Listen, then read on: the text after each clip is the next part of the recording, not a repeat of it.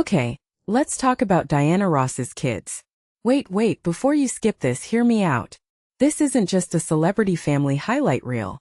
This is a masterclass in parenting under pressure, legacy building, and why letting your kids fail might actually be the key to raising icons. Diana Ross, the Motown queen, has 5 children who've all carved wildly different paths, from actors to entrepreneurs to literal book authors. But here's the twist.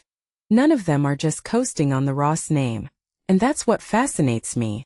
How does a superstar mom raise kids who aren't just famous for being famous? Let's unpack this.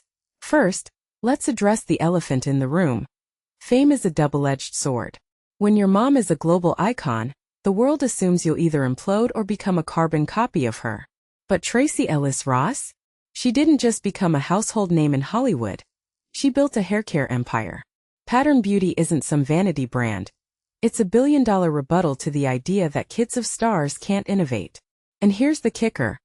Tracee often says her mom pushed her to create her own lane.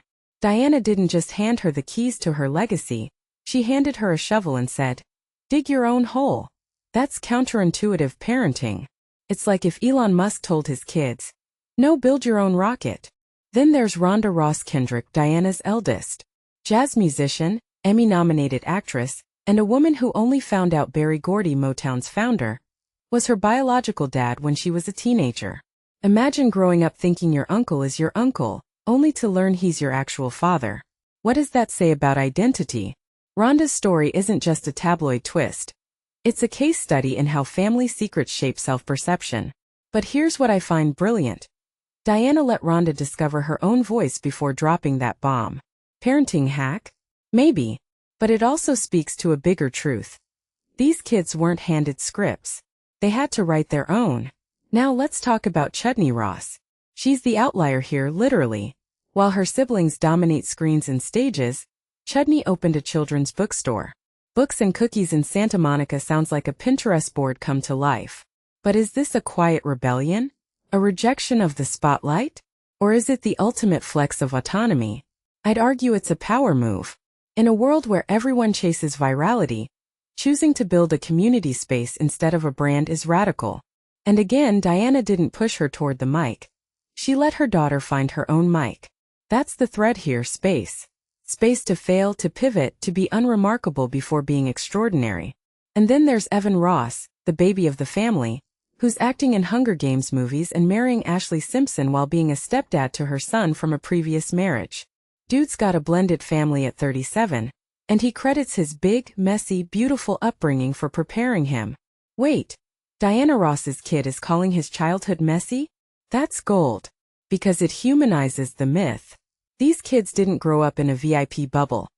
They grew up in a house where siblings meant chaos, negotiation, and compromise. That's the secret sauce.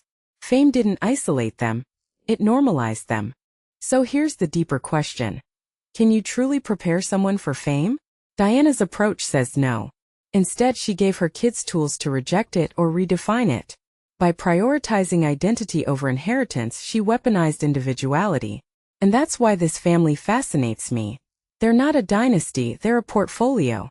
Each child is a diversified investment in different industries, passions, and values. Which makes me wonder, how many of us are parenting, or living like Diana Ross? Are we letting ourselves or others fail forward? Or are we clinging to a single narrative of success? Drop your thoughts below because this isn't just about a superstar family. It's about how we all navigate legacy, pressure, and the freedom to surprise ourselves.